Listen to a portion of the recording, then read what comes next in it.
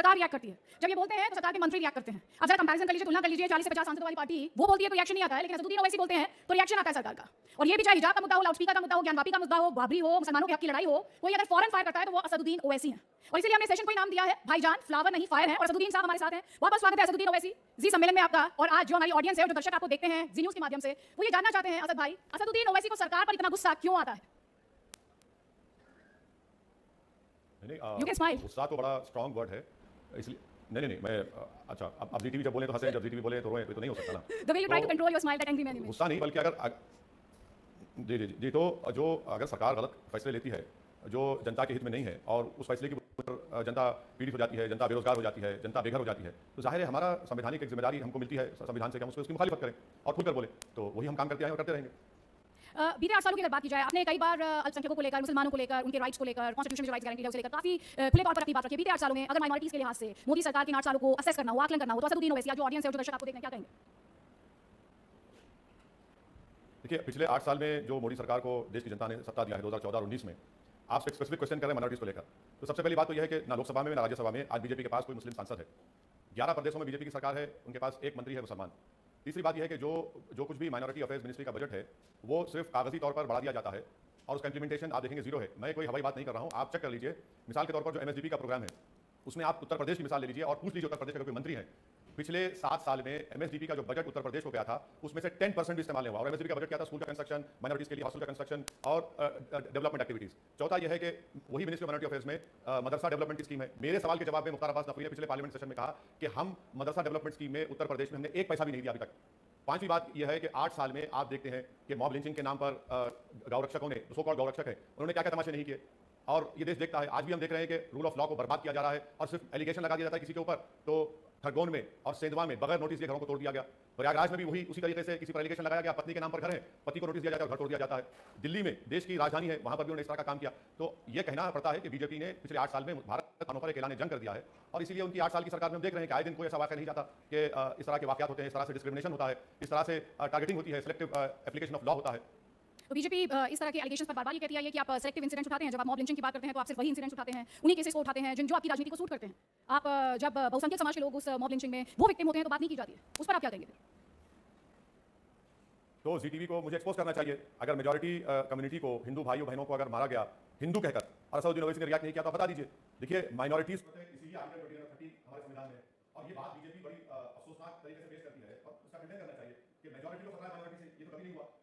ये तो ऐसा हो गया कि हिटलर के जमाने में हिटलर यही करता था कि जर्मनी में जूस से खतरा है और उसका नतीजा क्या निकला? वही प्रोपेगेंडा इतना किया गया कि 6 मिलियन से ज्यादा जूस को गैस चैम्बर में डालकर मार दिया गया। तो क्या उसी तरह पर आप लेकर जाएंगे? देश को नहीं चाहते कैसा हो, मगर बार-बार ये बताना कि मुसलमानों से देश के हमारे हिंदू भाई बहनों को खतरा है और इस तरह से आप नफरत बढ़ा रहे हैं और उसको एक बिल्कुल इंस्टीट्यूशनलाइज कर दिया गया है मुसलमानों से नफरत को, डिस्क्रिमिनेशन को। मैं आपको एक मिसाल देता हूं। मध्य प्रदेश में एक हिंदू बच्ची ने एक मुसलमान लड़के से, दोनों अडल्ट ने, अपने पसंद से शादी की। जिस मुकाम से वो हिंदू बच्ची ने उस मुसलमान लड़के से शादी की, वहां के कलेक्टर ने उस मुसलमान लड़के के परिवार का एंटी नेशनल उनके घर को तोड़ दिया। जबलपुर हाई कोर्ट उस लड़के को जाना पड़ा, कहना पड़ा कि मुझे प्रोटेक्शन दीजिए, मैंने अपनी मर्जी से शादी की। तो ऐसे कई मिसालें आपके सामने हैं। आप देख लीजिए, रांची में बीजेपी की सरकार नहीं है, झारखंड मुक्ति मोर्चा कांग्रेस सरकार है। 2 मुस्लिम लड़कों को, मुदस्सिर को और साहिल को मार दिया गया। आज तक एफआईआर रजिस्टर नहीं होता और हम देखते हैं कि वो मुदस्सिर आज 10th के एग्जाम में फर्स्ट क्लास में पास करता है। तो यही तो कह रहा हूं कि पूरा देश का माहौल इस तरीके से बना दिया गया बीजेपी आरएस की तरफ से कि सबसे बड़ा हिंदुत्व का लीडर कौन है। और अफसोसनाक बात यह है कि दूसरे सेकुलर पार्टीज कंपीट कर रहे हैं कि हिंदुत्व की आइडियोलॉजी सबसे ज्यादा आगे कौन है। आपने दूसरी पार्टी कंपीट करी हिंदुत्व की आइडियोलॉजी में आगे कौन है, लेकिन अगर उसके स्पेक्ट्रम दूसरे एक्सट्रीम में जाए, उसी स्पेक्ट्रम के, तो उस एक्सट्रीम में कौन आता है? उसमें असदुद्दीन ओवैसी आते हैं। अभी आपने कहा कि गैस चैम्बर्स का आपने जिक्र किया, इंडिया के कॉन्टेक्स्ट में वो गैस चैम्बर्स वाली जो आपने अभी एनालॉजी ड्रॉ करने की कोशिश की, आपने एग्जांपल लिया। आपको लगता है कि इंडिया उस स्टेज में रियली, आपको ऐसा लगता है? आपने नाज़ी जर्मनी से इंडिया की तुलना की, do you really think that's a justified comparison? देखिए, विश्व में जो जेनोसाइड एक्सपर्ट्स हैं, मैं आपसे गुजारिश करूंगा कभी आप अपने प्रोग्राम में बुला लीजिए। जितने बड़े-बड़े एक्सपर्ट्स हैं उन्होंने कहा कि इंडिया उसी रास्ते पर जा रहा है, उसी रास्ते पर जो रुवांडा में हुआ था। जिस तरह रुवांडा में टीवी चैनल्स जो गवर्नमेंट को सपोर्ट करते थे, उन्होंने एक पर्टिकुलर ट्राइब के खिलाफ इतना बोला, इतना हेट क्रिएट किया वहां की सरकार ने, वहां की टीवी चैनल्स रुवांडा में, कि उसका नतीजा क्या निकला कि वहां पर जेनोसाइड हुआ। तो जितने आप जेनोसाइड एक्सपर्ट्स हैं उनको बुला लीजिए। हम भी नहीं चाहते कि भारत रुवांडा या जर्मनी हिटलर की जर्मनी के रास्ते पर जाए, नहीं जाएगा, हमको उम्मीद भी है। मगर जो सिस्टमिक हेट को इंस्टीट्यूशनलाइज कर दिया गया है अल्पसंख्यक समाज के बारे में, खुदा ना खास्ता, लाखों बार खुदा ना खास्ता, कहीं हमको दिन ना देखना पड़े, मगर हेट को इंस्टीट्यूशनलाइज कर दिया गया है। अगर आप सरकार के नीतियों के खिलाफ बोलेंगे ये एंटी नेशनल है, ये मुसलमान ऐसा ही बोलते हैं, हम आपको फैक्ट्स एंड फिगर्स दे रहा हूं, मैं आपको एक्सपर्ट्स की बात कर रहा हूं। और इसीलिए हम कह रहे हैं कि यूनाइटेड स्टेट्स ऑफ अमेरिका की फ्रीडम रिलीजन रिपोर्ट ये कहता है कि भारत को कंट्री ऑफ कंसर्न में शामिल किया जाए। हम उस पर रिएक्ट जरूर करते हैं, मगर देश में क्या हो रहा है इसीलिए हम देख रहे हैं कि नुपुर शर्मा का इशू आया तो 10 दिन तक देश के प्रधानमंत्री रिएक्ट नहीं किए, जो इस्लामोफोबिया की बेहतरीन मिसाल थी। नुपुर शर्मा ने कहा अरब ममालिक उस पर कंडेम करते हैं, तो जब देश के प्रधानमंत्री की सरकार रिएक्ट करती है। हम जब कह रहे थे देश के प्रधानमंत्री रिएक्ट नहीं करते।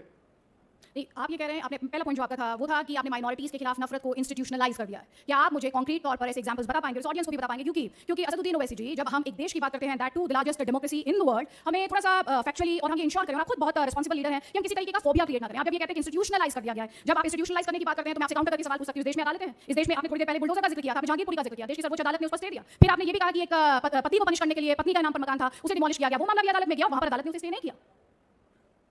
नहीं, मैं आपको ये बताना चाह रहा हूं कि अगर आप किसी को बगैर नोटिस दिए और बगैर उसका जवाब सुने और सरकार ये कहती है कि फलां शख्स पर इल्जाम है कि इसने पत्थर फेंका या दंगा किया, तो आप उसी का घर तोड़ देते हैं। मैं आपके सामने बात रख रहा हूं कि अगर आप मेरा घर तोड़ देंगे या कोई आपका घर तोड़ देगा और कोई आपसे कहेगा कि अदिति मैडम आप जाइए कोर्ट को जाइए, भाई आप तो बेघर हो गए ना, घर आपके नाम पर था और किसी और को नोटिस दी गई, आप तो रोड पर आ गए, तो वो तो रूल ऑफ लॉ को डिमोलिश कर रहा है। अच्छा, क्या मैं झूठ कह रहा हूं कि पुलिस कस्टडी में सहारनपुर में पुलिस उन बच्चों को लाठियों से लटों से मारकर हाथ और सर तोड़ती है और बीजेपी के विधायक बोलते हैं कि रिटर्न गिफ्ट है? क्या इस तरह से पुलिस बिहेव करेगी? और तीसरी मिसाल आपके देखने वालों को और वहां जो बैठे उनके जिम्मेदारों को बता रहा हूं, भाई वाराणसी का कमिश्नर पुलिस जब टूर ऑफ ड्यूटी के मामले में युवा निकलकर प्रोटेस्ट किए तो वहां के कमिश्नर पुलिस ने कहा कि हमारे बच्चे हम उनको समझा लेंगे। भाई ये जो दूसरे बच्चे जो रुकु शर्मा के स्टेटमेंट पर अगर गड़बड़ किए, आप ये बयान उस वक्त क्यों नहीं दिए? क्या वो आपके बच्चे नहीं हो, सौतेले बच्चे हैं? क्या वो देश के बच्चे नहीं? उनका जुर्म सिर्फ इतना है कि मुसलमान है और जो टूर ऑफ ड्यूटी के खिलाफ प्रोटेस्ट किया उनसे हमारे बच्चे उनको समझा लेंगे। एक जगह पर उनको गले लगाकर रो रहे हैं, एक जगह पर उनको मिठाई खिला रहे हैं, तो क्या ये फर्क नहीं है? बताइए आप मेरे को। दिल्ली में जब दंगे हुए तो वीडियो आज भी अवेलेबल कि 3 मुसलमान लड़के बैठे हुए जिनको दिल्ली की पुलिस ने मार के ढाल कर दिया, उसमें बच्चा उसकी मौत हो गई, उनसे कहा गया कि जंगन मन पढ़ो, जिंदगी की आखिरी सांस ले रहा मुसलमान और जंगन मन पढ़ रहा है। कितने पुलिस वालों को आप मेरे आते हैं, दिल्ली पुलिस कहती है कि इनाम देती है, वो दिल्ली के पुलिस के कौन लोग थे हमको बताइए? अरे आप ही की फोर्स है, आप ही के पास सब चीज है और आप कह रहे हैं कौन थे बताइए? लेकिन असदुद्दीन ओवैसी जी, आप कंफ्यूज तो नहीं करें, क्योंकि जब बुलडोजर चलाए जाने की बात हो रही है तो वहां पर अवैध निर्माण पर बुलडोजर चल रहा है। और यहां पर मैं आपसे एक और सवाल पूछूंगी, क्योंकि आपने अग्निपथ स्कीम का जिक्र किया, जिन्होंने राष्ट्रीय संपत्ति को नुकसान पहुंचाया, जिन्होंने ट्रेन को नुकसान पहुंचाया, ट्रेन में आग लगाई, क्या आप एआईएमआईएम के प्रेसिडेंट के तौर पर चाहेंगे कि उनसे वसूली की जाए जिन्होंने ट्रेन को नुकसान पहुंचाया? क्या आप चाहेंगे अगर उनके अवैध निर्माण हो तो उन पर भी बुलडोजर चले? फिर देखिए, बुलडोजर से देश नहीं चलता, ना कभी चलना चाहिए। आप बुलडोजर का इस्तेमाल करके थालियां और वाहवाह हासिल कर सकते हैं, मगर देश बुलडोजर से नहीं चलेगा। देश चलेगा तो संविधान से चलेगा, देश चलेगा तो रूल ऑफ लॉ से चलेगा, देश चलेगा तो प्रिंसिपल्स ऑफ नेचुरल जस्टिस से चलेगा। कोई प्रदेश का मुख्यमंत्री अपने आप को चीफ जस्टिस का रोल या चीफ जस्टिस बनकर फैसले नहीं दे सकता। ये हमको फर्क महसूस करने की जरूरत है। आप बदले की भावना से अगर देश को चलाएंगे, बुलडोजर का इस्तेमाल जो है वो एक कलेक्टिव पनिशमेंट है एक समुदाय के ऊपर। बुलडोजर का इस्तेमाल अगर किसी पर भी हो रहा है, चाहे मुसलमान ना भी हो, वो देश के संविधान और रूल ऑफ लॉ को बुलडोज कर रहा है। हमारे क्रिमिनल जस्टिस सिस्टम में बुलडोजर का कोई रोल नहीं है, आप बुलडोजर को इस्तेमाल नहीं कर सकते। ये मैं आपको बताने की कोशिश कर रहा हूं और ये इस्तेमाल हो रहा है ना बुलडोजर। और जहां तक टूर ऑफ ड्यूटी की बात है, वायलेंस की कोई जरूरत ही नहीं है सोसाइटी में, मगर टूर ऑफ ड्यूटी ये गलत फैसला था जो देश की सिक्योरिटी के लिए अच्छा नहीं है। और आप जो मोदी सरकार ने फैसला लिया गलत फैसला है, सिक्योरिटी के एंगल से भी गलत है। 4 साल आप काम करेंगे और आपको पेंशन नहीं मिलेगा, ग्रेजुएटी नहीं मिलेगी, डियरनेस अलाउंस नहीं मिलेगा। और आप झूठ कह रहे हैं, सरकार ने झूठ कहा कि 4 साल के बाद हम आपको 10% रिजर्वेशन देते हैं सेंट्रल पैरामिलिट्री फोर्सेस में। क्या मैं सच नहीं कह रहा हूं कि 2020 में खाली 10,000 लोगों की भर्ती हुई थी सेंट्रल पैरामिलिट्री फोर्सेस में? 10% रिजर्वेशन कितना होगा? 1000 लोग होंगे। अरे आप बुलडोजर चलाइए ना चीन के ऊपर, जो आज डेप्सांग, हॉट स्प्रिंग, डेमचौक में बैठा हुआ है। आप वहां बुलडोजर नहीं चलाते। देश के प्रधानमंत्री चीन का नाम लेने से डरते हैं। 6 बटालियन चीन के खिलाफ है और ब्रिक्स के समिट में जाकर देश के प्रधानमंत्री चीन के साथ बैठते हैं। हमारा फॉरेन मिनिस्टर चीन से बात करता है। 1000 स्क्वायर किलोमीटर पर कब्जा करके बैठा है चीन। हम पेट्रोलिंग नहीं कर सकते भारत की जमीन पर, वहां बुलडोजर नहीं चलाएंगे, वहां चीन को आंखें नहीं दिखाई जाएंगी। आपने बुलडोजर की बात की, थोड़ी पहले आपने संविधान और कानून की बात की। बुलडोजर कहां चलता है ओवैसी साहब? आप बैरिस्टर हैं, आप मुझसे बेहतर जानते हैं सर। अवैध निर्माण पर चलता है बुलडोजर। मैं आपसे पूछ रही हूं, अवैध निर्माण पर बुलडोजर चलाने का हक होना चाहिए या नहीं होना चाहिए? नहीं हो सकता जब तक आप कानून जो प्रदेशों में है उसको फॉलो नहीं करते। आपको नोटिस देना पड़ेगा, नोटिस का पीरियड है जवाब का, उसके बाद अपील पीरियड है, उसके बाद आप डिमोलिशन की बात करते हैं। यहां पर प्रयागराज में आपने पत्नी के नाम पर घर है, पति को नोटिस दिया, वो भी उसका टाइम था, मैंने कहा आपने 1 दिन दिया, दूसरे दिन दिया। आप दिल्ली की मिसाल दे रहे हैं, मैं आपके साथ चलने को तैयार हूं। वसंत कुंज में चलिए मेरे साथ। आप कितने अवैध निर्माण तोड़ेंगे उनको? आप लखपतियों को हाथ नहीं लगा रहे, जो गरीब है, चाहे हिंदू हो, दलित हो, मुसलमान, उनको आप तोड़ रहे हैं। दिल्ली में 70% दिल्ली, 80% दिल्ली इलीगल बना हुआ है, तोड़ेंगे आप? चैलेंज करता हूं, चलिए लगाइए बुलडोजर वसंत कुंज में। आप कितने बड़े फार्म हाउस लगाइए वहां पर आप, मगर वहां पर नहीं जाएंगे आप बदले की भावनाओं में। यही तो कह रहा हूं कि मुसलमानों के खिलाफ हेट को इंस्टीट्यूशनलाइज कर दिया गया है। अवैध निर्माण है तो क्या क्या अवैध निर्माण नहीं है बताऊंगा आपको, कहां का नहीं है? तो अवैध निर्माण पर बुलडोजर चलना चाहिए या नहीं चलना चाहिए, चाहे वो मुसलमान का हो या नॉन मुस्लिम का हो? वैसे साहब, जब हम कॉन्स्टिट्यूशन और लॉ की बात करते हैं, वो हिंदू मुसलमान से ऊपर है ना सर? जब तक सुनिए, मैं आपसे गुजारिश करूंगा कि जो रिटायर्ड हाई कोर्ट के और सुप्रीम कोर्ट के जजेस का स्टेटमेंट पढ़िए। जस्टिस लोकुर ने क्या कहा सुप्रीम कोर्ट के, पढ़िए वो बात, ओवैसी का भरोसा मत करिए। रिटायर्ड सुप्रीम कोर्ट जजेस, रिटायर्ड हाई कोर्ट जजेस ने एक स्टेटमेंट दिया है। आप रूल ऑफ लॉ को फॉलो नहीं करते। आप पहले मीडिया में 2 दिन पहले बता देते कि फलां शख्स पत्थरबाजी किया और 2 दिन के बाद उसका घर तोड़ दिया जाता है। मैं आपको मिसालें दे रहा हूं। एक वसीम शेख मध्य प्रदेश में हाथ कटे हुए हैं, उसका घर तोड़ दिया आपने, उसका सॉरी दुकान तोड़ दिया आपने। प्रधानमंत्री ग्रामीण आवास योजना में घर मिलता है, अवैध निर्माण है, बताइए मैडम वो। इसीलिए कह रहा हूं कि भारत के मुसलमानों को जो बाइज्जत शहरी है, देश के प्रधानमंत्री की सरकार मुसलमानों के खिलाफ हेट को इंस्टीट्यूशनलाइज कर दिया है। ये बड़ी अफसोसनाक बात है। आप बार-बार कह रहे हैं हेट को इंस्टीट्यूशनलाइज कर दिया। इस देश में अदालत नहीं है सर? इस देश में अदालत तो है, क्योंकि जहांगीरपुरी में जब हुआ तो सर्वोच्च अदालत ने स्टे किया। अभी आप जहां का एग्जांपल, आप बिल्कुल सही कह रहे हैं। Can I finish my question? आप बिल्कुल सही, जी जी बोलिए बोलिए। प्रयागराज की आपने बात की, मैंने पहले भी जिक्र किया, प्रयागराज का मामला गया अदालत में, उन्होंने स्टे नहीं किया। तो अभी थोड़ी देर पहले आपने बात कही कि इस देश में सबको जज बनने की आदत हो गई है। एक्चुअली अगर पॉलिटिक्स के बाहर से हम देखें, मुझे लगता है ऑडियंस में बहुत सारे लोग होंगे जिस बात से सहमत होंगे कि देश के पॉलिटिशियंस ने अब इस देश में अदालतें चलानी शुरू कर दी। नहीं, वो तो आप सही कह रहे हैं, शायद आपका इशारा उत्तर प्रदेश के मुख्यमंत्री की तरफ है। मेरा इशारा किस शायद तरफ है, आपका आप इशारा समझ देश के सुनिए, मैं नहीं समझा। मैं ये समझ रहा हूं आपके बोलने पर आपका इशारा होगा देश के होम मिनिस्टर अमित शाह की मिनिस्ट्री के ऊपर। यकीनन आपका इशारा बिल्कुल सही है, क्योंकि वो फैसला करें किसका घर तोड़ा जाए, किसका घर नहीं तोड़ा जाए। कोर्ट नहीं कर रहे हैं। आप मुझे बताइए, एक जजमेंट बता दीजिए कोर्ट का। चलिए पिछले 6 महीने में एक कोर्ट का जजमेंट बता दीजिए कि कोर्ट ने कहा कि तोड़ दो जाके घर इसका, तोड़ दो दुकान उसकी। मैं आपके सामने घर पर कोर्ट का फैसला है। आप ये तय पॉलिटिशियंस तय कर रहे हैं, रूलिंग पार्टी तय कर रही है, मुख्यमंत्री तय कर रहे हैं, मंत्री तय कर रहे हैं। दिल्ली में मैं कह रहा हूं ना, चलिए बसंत कुंज को, मैं बताऊंगा कितने आपके लीगल है वहां पर। तोड़ेंगे आप फार्म हाउस को, घरों को? नहीं तोड़ेंगे आप, क्योंकि आपके दोस्तों के, रिश्तेदारों के, आपके सपोर्टर्स के, दौलतमंदों के, जिनके पास ताकत है, जिनके पास इंफ्लुएंस है, जो बेबस है, मजलूम है, कमजोर है, बेजुबान है, उस पर बुलडोजर चलाएंगे जरूर आप।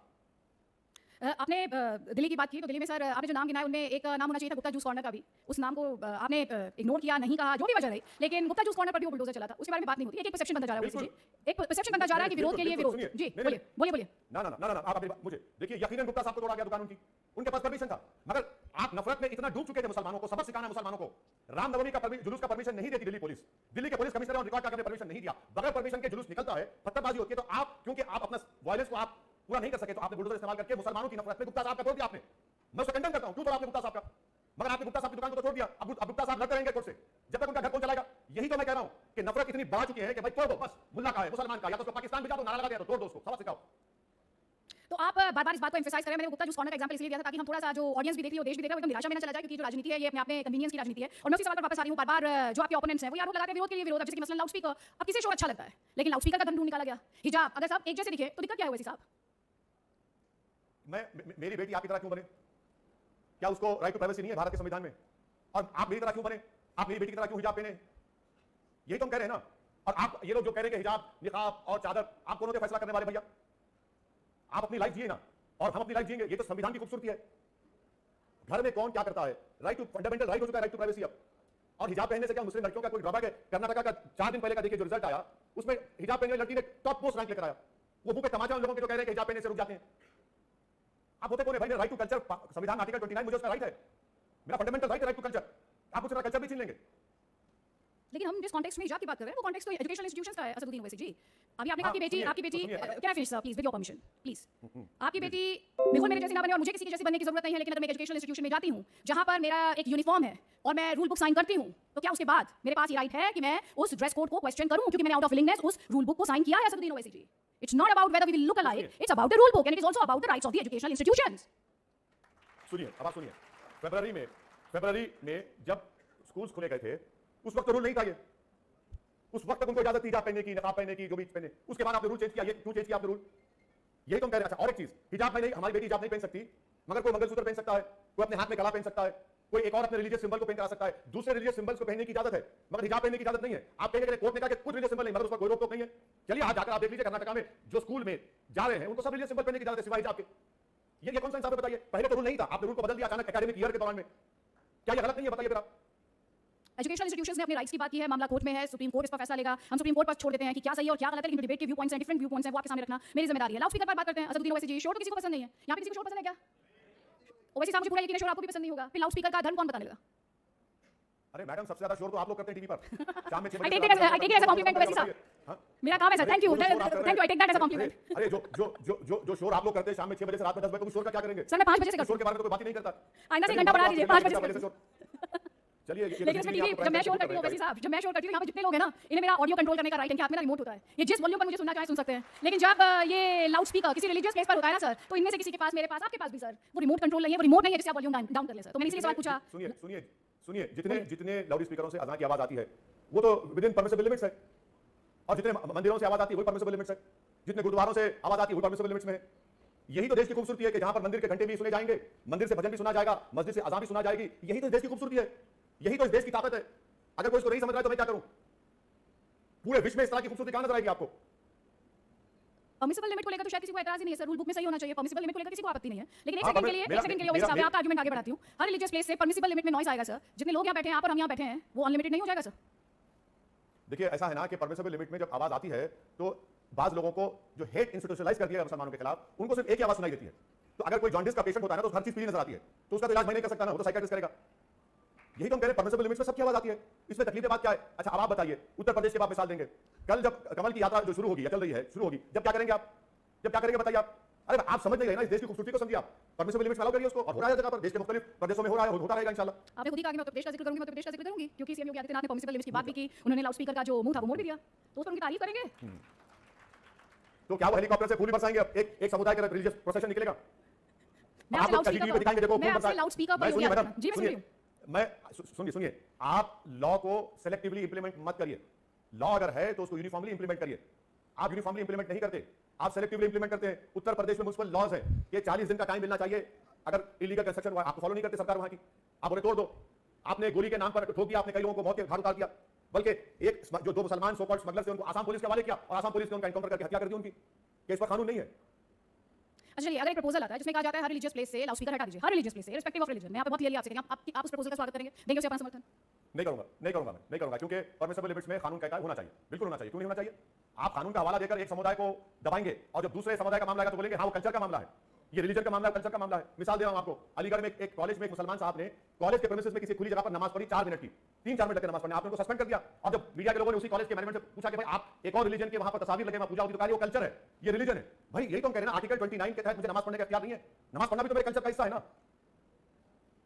हाँ, लेकिन उसके बाद जहां पर मैं जा रही हूं, अपने कल्चर की बात करें, मैं कह रही हूं जहां भी जो व्यक्ति जा रहा है और जिस इंस्टीट्यूशन में जा रहा है उसकी अगर रूल बुक कुछ कहती है तो उस रूल बुक के बारे में भी पूरे कॉन्टेक्स्ट में इस तरह के इंसिडेंट्स को देखा जाना चाहिए। मैं आपसे ये पूछ रही हूं वैसी साहब रूल कि नहीं जी, देखिए मैडम एक मिनट, रूल बुक है, मगर रूल आप कैसा इंप्लीमेंट करते हैं कि तुमने नमाज पढ़ी वो रिलीजन है, और अगर तुमने पूजा की तो वो कल्चर है। ये बताइए डिफरेंशिएशन कैसा होगा? भाई नमाज भी तो किस्म की इबादत है, हमारे हिंदू भाई अगर पूजा करते हैं तो यकीनन उनकी इबादत है, उनको करना चाहिए, मगर आप इसको रिलीजन उसको कल्चर कैसे कहेंगे? बताइए आप। बहुत सही बात कर रहे हो वैसी साहब, तो इसका मतलब ये माना जाए कि इस देश में यूनिफॉर्म सिविल कोड का वक्त आ गया है, करेंगे सपोर्ट आप? क्या आप बताइए मैडम, आप दया भागा स्कूल ऑफ थॉट को फॉलो करती हैं, मिताक्षरा स्कूल ऑफ थॉट को फॉलो करती हैं? आप ये बता दीजिए, क्या आप जाकर हिमाचल प्रदेश में एग्रीकल्चर लैंड खरीद सकती हैं? आप मुबारक अगर आप खरीद सकती हैं तो। और अगर आप यूनिफॉर्म सिविल कोड की बात कर रहे हैं तो हमको ये भी बता दीजिए कि गोवा में जहां पर बीजेपी की सरकार है, वो लॉ ये कहता है कि 25 साल की अगर हमारी हिंदू बहन जो वाइफ है और 25 और 30 साल के दरमियान में उसको अगर बेटा नहीं होता है तो उसके हस्बैंड को सेकंड मैरिज करने का राइट आप निकालेंगे, निकालेंगे उसको। और शादी किस तरीके से होगी? साउथ इंडियन तरीके से होगी या नॉर्थ इंडियन तरीके से शादी होगी? क्या एग्रीकल्चर लैंड में हिस्सा दिया जाएगा लड़कियों को?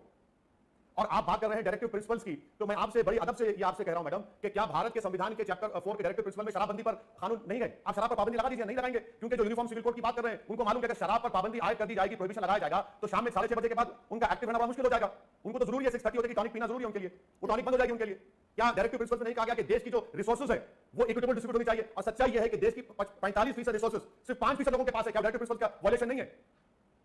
आप उस पर नहीं देखेंगे, आप सिर्फ 44 पकड़ लेंगे। मैं यूनिफॉर्म सिविल कोड के खिलाफ हूं और मैंने लिख कर दिया लॉ कमीशन को अपनी पार्टी की तरफ से। देश की खूबसूरती उसकी डाइवर्सिटी है।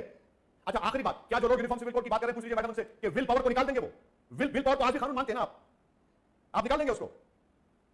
लेकिन अभी थोड़ी देर पहले आप ये कह रहे थे 8 साल में ये हुआ, 8 साल में इंस्टीट्यूशनलाइज कर दिया गया नफरत को, आपको नहीं लगता यूसीसी जिसके बाद आपके जो ग्रीवेंसेस है काफी हद तक वो एड्रेस हो गया? और वैसे मैं जानती हूं आप बैरिस्टर है सर, लेकिन आप जो रीजनिंग मुझे दे रहे हैं, आप मुझसे कह रहे हैं ये नहीं हुआ, ये नहीं हुआ डायरेक्टिव प्रिंसिपल्स में, तो जो आर्टिकल 44 कहता है वो भी नहीं होना चाहिए सर, क्या ये एक दलील हो सकती है? नहीं, मैं तो कह रहा हूं ना कि मेरी पार्टी का स्टैंड ये है, हमने लॉ कमीशन को आज से 2 साल पहले लिख कर दिया था कि हम यूसीसी के खिलाफ हैं, और क्यों हमने लेटर दिया आज भी नेट पर अवेलेबल है, आप पढ़ लीजिए, इसका तस्करा मैं आपके सामने भी किया हूं। मेरा बोलना यह है कि सेलेक्टिव डायरेक्टिव प्रिंसिपल्स पर क्यों मोदी सरकार और बीजेपी अपना दिमाग लगाती है? भाई शराब पर पाबंदी लगाइए ना, रोज रात में शराब पीकर एक्सीडेंट होता है, लोग मरते हैं, शराब पीकर महिलाओं को पीटा जाता है, मारा जाता है, बंद करिए ना, ये भी तो एक सोशल इवल है। मैंने आपको गोवा की मिसाल दी, ठीक है, आप वहां पर अलाउ करेंगे?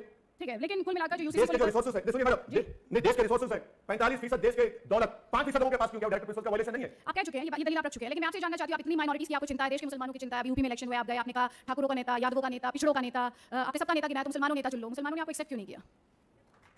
नहीं कोई बात नहीं है मैडम, मेरा काम तो कोशिश करना है, मेरा काम तो लड़ते रहना है, जद्दोजहद करना है। मैं जब मर जाऊंगा तो मुझे लोग इस बात से याद नहीं करेंगे कि इसने लड़ना छोड़ दिया था, इसने जद्दोजहद करना छोड़ दिया था, इसने बोलना छोड़ दिया था। जब मैं मर जाऊंगा तो लोग कहेंगे कि हाँ ये शख्स जिंदा था जो अपनी उसूल के ऊपर रहकर इन तमाम बातों को संविधान के दायरे में रहकर कहता था। कोई फर्क नहीं पड़ेगा, मैं अपनी लड़ाई जारी रखूंगा। आज मुझे कामयाबी नहीं मिली यूपी में, कल मिलेगी, क्योंकि आज उत्तर प्रदेश का मुसलमान अपने आप को ठगा महसूस कर रहा है कि समाजवादी पार्टी ने उनको झूठ बोलकर रोटिया कि हम बीजेपी को हरा पाएंगे। ओवैसी ये कह रहा था कि समाजवादी बीजेपी को नहीं हरा पाएगी, तो मैं सच साबित हुआ हूं ना। देखिए आज एक इलेक्शन हुआ है, दोबारा इलेक्शन होगा, राजनीति तो सत्ता के लिए है ना वैसे साहब, राजनीति तो सत्ता के लिए है ना, बेनिफिट नहीं मिल रहा ना आपको, क्यों नहीं मिल रहा? मैडम किसी के लिए सत्ता के लिए होगी, मेरे लिए रिप्रेजेंटेशन की बात है। मैं आज आपके चैनल पे बैठकर फिर से आपके देखने वालों को, खासतौर से अल्पसंख्यक समाज को कह रहा हूं जो हिंदी बेल्ट में रहते हैं, आपके वोट में इतनी ताकत नहीं है कि आप सरकारों को बदल सकें। आपके वोट में इतनी ताकत है कि आप अपने वोट से अपने रिप्रेजेंटेटिव को चुन सकते हो, काम करिए। ये मुसलमानों को एक ख्वाब दिखाया गया कि मुस्लिम वोट बैंक, इस देश में कभी मुस्लिम वोट बैंक नहीं था ना कभी रहेगा। इस देश की रियलिटी है कि यहां पर हमेशा हिंदू वोट बैंक था और हिंदू वोट बैंक ही रहेगा। मुसलमानों को रियलिटी खासतौर से हिंदी बेल्ट में एक्सेप्ट करना पड़ेगा और अपने ओर से अपने कम्युनिटी को कामयाब करिए। भाई यादव को जिताता है, ठाकुर को जिताता है, ब्राह्मण को जिताता है, दलित को जिताता है, मगर मुसलमान को उन्हीं को देखकर चेंज होना पड़ेगा। तो क्या ये डेंजरस ट्रेंड नहीं होगा कि आप जाति देखकर, धर्म देखकर नेता चुनने लगे? ये किसी डेमोक्रेसी के लिए क्या हेल्दी ट्रेंड होगा? मैडम क्या सुनिए, आपके जी टीवी पर मैंने इस प्रोग्राम को देखा था, आपको कहते हुए सुना था कि भाजपा ने उत्तर प्रदेश के चुनाव में पहले चरण में इन कैंडिडेट्स का ऐलान किया, उसके बाद लिखा था उनकी कास्ट। वो बताइए क्या था फिर? क्या बीजेपी भाजपा नहीं कहती कि नरेंद्र मोदी नेता हमारे पास है? मैं तो क्वेश्चन कर रही हूं, मैं तो कह रही हूं क्रेडेंशियल्स होने चाहिए। मैं उनसे भी कह रही हूं क्रेडेंशियल्स होने चाहिए, मैं आपसे भी कह रही हूं क्रेडेंशियल्स होने चाहिए। मैं ये कह रहा हूं कि जब पूरे देश में हर पार्टी जात की पॉलिटिक्स करती है तो मुसलमान क्यों ना करें? हर आदमी करता है, हर पार्टी करती है। और जब असदुद्दीन ओवैसी मुसलमानों की बात करते हैं तो सब भूल जाते हैं। तो भारत को मजबूत करने वाली पॉलिटिक्स क्यों ना करें? सुनिए, यादव कोर्ट देता है। आप अखिलेश बोलते हैं कि मैं यादवों का नेता, वहां पर आरजेडी कहती है कि हम यादवों की पार्टी है, बीजेपी कहती है कि प्रकाश की पार्टी है, नीतीश कुमार कहते हैं कि अदर ओबीसी मेरे साथ है।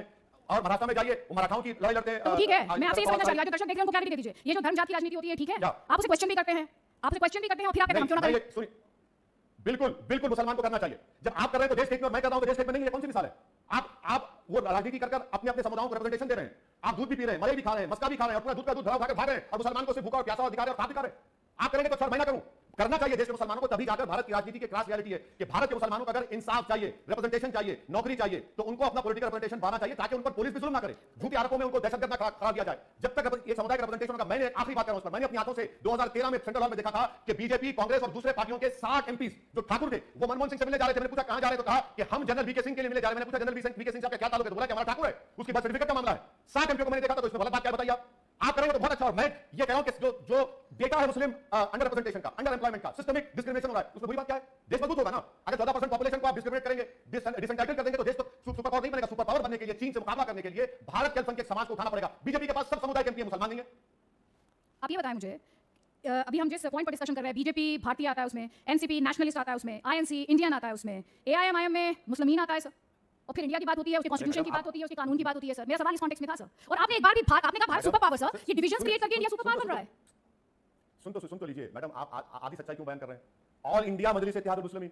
और आप ये क्यों नहीं दर्शकों को बताते कि जो भी पॉलिटिकल पार्टी का रजिस्ट्रेशन होगा इलेक्शन कमीशन के लॉ के तहत, उसको भारत के संविधान पर अपना अटूट भरोसा दिखाना पड़ेगा, लिखकर अफर्म करना पड़ेगा। शिवसेना क्या है? भाजपा के साथ थी। एआईएडीएमके अभी भी भाजपा के साथ है। अकाली दल भाजपा के साथ थी। ऐसे कई पार्टियों का नाम आपको दे दूंगा जो भाजपा के साथ थे। आपने भी तो आपकी पार्टी के एमपी ने भी तो शिवसेना की तारीफ किया, उसका हिंदुत्व खटकता नहीं है एआईएमआईएम को क्या? देखिए, इम्तियाज जलील साहब ने जो बात कही है, वो सुनिए, इम्तियाज जलील साहब ने जो बात कही है वो इसलिए कही है कि ये हिंदुत्व कौन सा हिंदुत्व बताइए, शिवसेना का हिंदुत्व या भाजपा का हिंदुत्व, कौन सा हमको बता दीजिए। और जहां तक महाराष्ट्र की बात है, ये तो होना ही था। आप एक स्पीकर को नहीं बना पाए, सत्ता में आप है। अच्छा, और इन लाइटर वे बहुत शुक्रिया अदा करता हूं कि कम से कम मुझे जिम्मेदार करार नहीं दिया जो कुछ महाराष्ट्र में हो रहा है। वरना बोलते ये टीम, ये लैला ने किया, वो इसी की वजह से। बहुत शुक्रिया भाई, ये मेरे लिए पॉपकॉर्न मोमेंट है। मैं पॉपकॉर्न खा रहा हूं, करिए, हम देख रहे हैं क्या हो रहा है, तमाशे जो हो रहे हैं हम देख रहे हैं। अच्छा, जो औरंगजेब की ब्रांडिंग की आपकी पार्टी ने, ये आपकी वो जो मुसलमानों को रिप्रेजेंटेशन देने वाली पॉलिटिक्स है, उसी का हिस्सा थी? मुझे 14% अभी आप बता रहे थे। हाँ मैडम, आपने बड़ा इंपॉर्टेंट सवाल उठाया, आपको बड़ा बात देता हूं मैं। आज हमारे फॉरेन एक्सचेंज 640 बिलियन से 590 बिलियन हो गया। असदुद्दीन ओवैसी प्रोग्राम पे कह रहा है इसका जिम्मेदार औरंगजेब है। 8% इन्फ्लेशन देश में, इसका जिम्मेदार औरंगजेब है। सबसे ज्यादा विश्व में युवा बेरोजगार है, इसका जिम्मेदार औरंगजेब है। बिल्कुल है। और टूरिज्म डेवलपमेंट की रिपोर्ट देख लीजिए, उसमें उन्होंने क्या कहा था, एएसआई जो है प्रधानमंत्री के तहत आता है, वो मॉन्यूमेंट में आता है। सब हम ही जिम्मेदार है मैडम, कोई जिम्मेदार नहीं है। और देश की जो हिस्ट्री है वो सिर्फ मुगलों तक है। हम तो कह रहे हैं कि सच्चाई है कि देश की हिस्ट्री 65,000 साल पहले शुरू होती है, जहां पर अफ्रीका से लोग आए, फिर ईरान से किसान आए, सेंट्रल एशिया से, ईस्ट एशिया से आए, आर्यन तो 4,000 साल पहले आए। ये सच्चाई है, तभी तो जाकर भारत बना ना। अच्छा, आपके ओपोनेंट जो आपको भड़काऊ भाईजान कहते थे, थोड़ी देर पहले आपने कुछ शर्मा की बात कर रहे थे, एफआईआर तो सर आप पर भी हुई। अरे मैडम, आप मुझे गोली मार दीजिए ना। नहीं क्यों करते आप? आपको सुनना अच्छा लगता है? सुनिए मेरी बात सुनिए।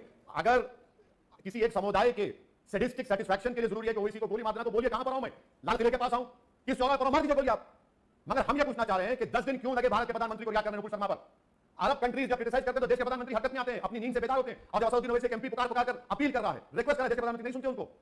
आप क्यों फायर करते हैं? आप गोली मार दीजिए ना मुझे। 6 गोलियां तो चला चुके हैं वो लोग।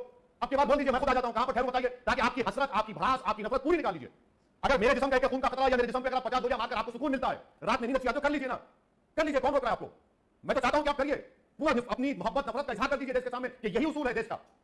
असदुद्दीन ओवैसी, इस देश में हर भारतीय चाहेगा आपकी आयु लंबी हो। बस ये उम्मीद हम सब करते हैं कि आपकी राजनीति कंस्ट्रक्टिव हो, भारत के लिए हो, और भारत जिस शब्द का आपने इस्तेमाल करा, सुपर पावर बने, और हिंदू मुसलमान सब रिलीजन से परे देश आगे बढ़े। बहुत शुक्रिया असदुद्दीन ओवैसी, बहुत शुक्रिया। अच्छा, आप कुछ कहना चाह रहे हैं? बोले, प्लीज बोले। Thank you.